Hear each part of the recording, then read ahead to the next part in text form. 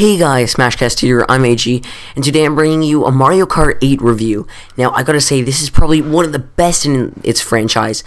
The only thing that can come close to this is the GameCube's Mario Kart Double Dash, where you can ride with two people, and the amazing battle mode.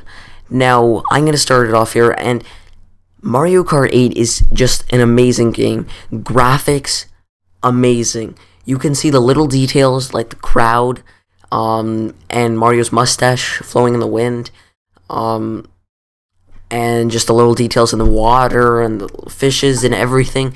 Every single thing you can ever imagine is like amazingly detailed, and there's nothing that's like slacked on graphically wise, and it's just amazing. And when you play it, the trailers don't do it justice. There's amazing vibrant colors. Everything just seems like an amazingly cool racer, and has to be probably my favorite racer that I've seen so far. And besides the graphics, there's something where you can look at the tiny details called Mario Kart TV. Now, there's also a web app for this, so you can check it online. It's called Mario Kart.tv. And then you can kind of see slow motion your races, certain parts, then put it fast forward or slow it down again, and then things like that. But then if you want to upload it to YouTube or Miiverse, you can pretty much just set some filters, and then they'll kind of make the stop motion for you, slow motion I mean, and then you'll tell it which player to look for, and then what to look for to slow down, like maybe item throwing or drifting or drafting, I don't know, things like that, anything. And it's kind of limited in like how you can't do exactly what you want, but it's actually really fun. I spent like probably a whole ton of time on the Mario Kart TV. It's great to show off to friends and things, because it's just such a time killer, and it's probably almost as fun as the races themselves. It's fun to go back and forth, and just for Mario Kart TV, it's already getting like an amazing rating. And then on top of that, you also have these amazing tracks. Like, the tracks for choices are amazing. The music and the sound effects have been completely different, because back in the old Mario Karts, all before this, tracks would sometimes reuse music. This is not the case. All the tracks are completely different music. They look amazing, and the graphics, I said this before, the water is amazing. Like, when you come out of the water, you'll get like these little raindrops on you, kind of water, and they look so amazingly HD. Everything, like the blooper to like the shells and blue shells and the animations, everything looks so detailed and amazing. And these tracks, the backgrounds for the tracks just look amazing. You can look so far, and there's really nothing lacked on in terms of tracks, because there's so many shortcuts. Like, it's just amazing how many routes you can go. There's really no one way to go. You can go as many ways you want to go. Then, of course, there's the amazing speed boost that you'll have with them. Then, on those tracks, you got three things. Well, actually four. One, regular driving. Then, that's just what you normally do. Then two, driving underwater. Now, I don't really notice a difference between driving on land and water, but when I drive in water, I kind of feel like a little bit more freedom, because you're kind of limited to what you can do on the track. In the water, there's like a lot of space, so it feels really more open. Then anti-gravity, the transformation's pretty smooth. It looks amazing. The kind of neon lights that go on the track, but when you go to anti-gravity, the controls actually feel kind of like you're a bit lighter, and you're a lot more air, and you just feel really levitated. You can like move a lot easier, and you feel a really difference in the anti-gravity. Like in Mario Circuit, the one that's on the box, not the GBA one, you'll go upside down, but you won't actually notice it. You'll only see the track, the other side of the track that's above you, you'll see. But then on other tracks, you'll actually be able to go on the walls, and then that's where the camera doesn't move. you just keep on going on the walls, which the first time it kind of gets tricky. Your mind kind of gets messed up, but afterwards, it's amazingly fun, and you don't get confused at all. And it's super fun. Probably one of my most favorite maps that includes all of this is pretty much the Twisty Mansion. That's it, which is Luigi's Mansion. Then the fourth thing is the paragliders, or anything that lets you glide. There's like parachutes and things.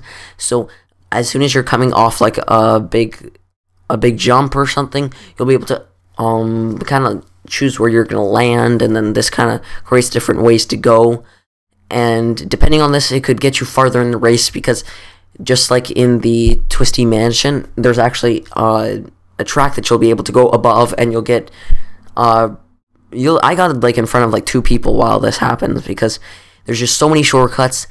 And speaking of shortcuts, in a lot of back in the games like of GameCube, if you knew how to boost, you knew all the shortcuts, you were set. You won first place no matter what. CPUs can't do nothing about that.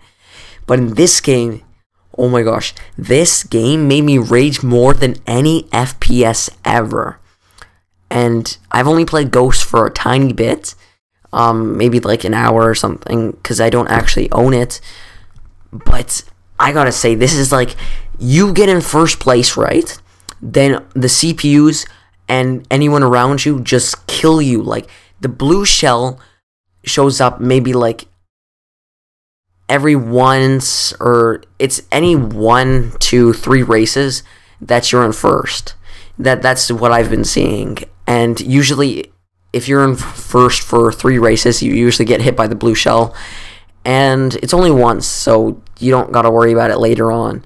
And the horn doesn't show up very often. I only got it like maybe like once out of every 7 tries that I've gone on like a track or something. And you can't really deflect it. Like, you're pretty much screwed from that point. So you kind of got to get back or somewhere, or just make yourself not be in first. Because first is probably one of the scariest things you can do. Because all the items and things, you don't stand a chance. Like the shells, I was going for first place, and I was probably like maybe like a meter or so away from the finish line. Then this kid hit me with the blue shell. Then I got bumped back. Then he passes me. Another kid hits me with the red shell. Then passes me. Another kid with a blue shell. Green shell. I ended up dropping down to 4th place from first, and I was barely away from the finish line. In Mario Kart 8, like, you could be a great master, and you'll make most of the races, like maybe in first, but it definitely is a challenge to get used to. Really, the beginners have a good shot now, which is great. You don't always have the masters always beating everyone out. So I gotta say, this is definitely good for any beginners. And it's just insane how the coins, you get hit, you lose a few coins, then you lose some of your overall speed. It's just so hard. And the coins, of course, helps you get more bikes and stuff and wheels. And I love the customization options. There's so many things to change. You really get to make it your own character and bike. And speaking of which, for beginners, anyone who really hasn't played, I have to say this is pretty well family for family games, because this is great for, like, my siblings love it, and then even people who don't really play video games that much really liked it, and it's just such a fun experience. Everyone's, like, bound to have some fun with it. And there's really, the only downside is the battle mode, how the maps are way too expansive. But sometimes you can see them on your gamepad and stuff. But the CPUs can find you eventually, and they're sometimes fun in certain cases. But other than that, it's pretty well. You can play on your gamepad, so when TV's off, you can see the map on the gamepad, and you have a horn. The horn's pretty much useless, but it's fun to press, and it looks cool. But pretty much the map I have always there. And for people who say you can't see, I kind of had the actual TV, and then I have my gamepad right underneath the TV, kind of ish.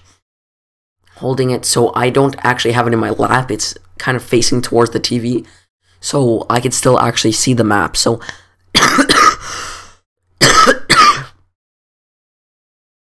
it's kind of hard, but I'm pretty good at multitasking, so I can pretty much see. But I know for some people it's sometimes hard to look back and forth. Other than that, there's just so many good characters. The roster is amazing. I'm like so partial to I think it's Lemmy Koopa. He's amazing, and Metal Mario, Shy Guy especially. I'm maining Shy Guy and Lemmy. Those guys are really cool. Just so many characters. They kind of missed out on maybe Diddy, but for this most part, the character roster is a lot more sense. There's no crazy piranha plans, like there were in some of the back a while ago. There's even DLCs for Mario, Mercedes-Benz in Japan, for cars. So we might see some more DLCs, maybe for Pac-Man as a playable driver.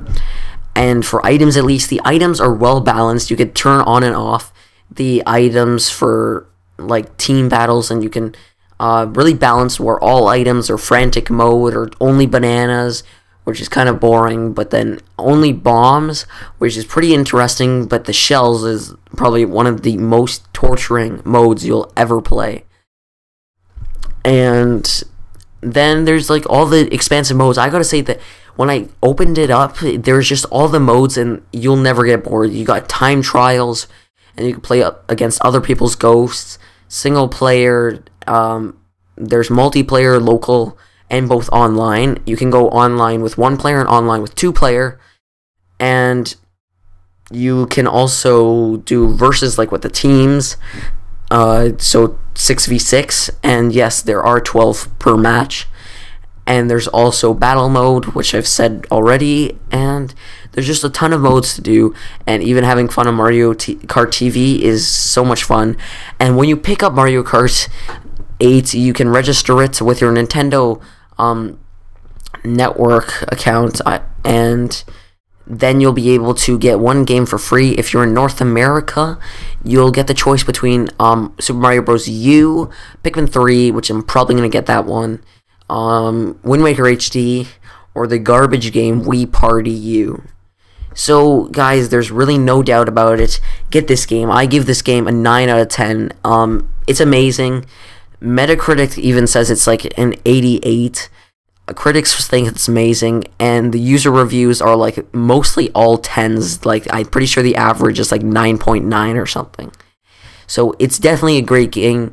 The only things that I would add to it is maybe having the MKTV, being able to edit on the gamepad, kind of a video editor that you would use on your computer or something, so you could actually edit the tracks or maybe add music or something really cool.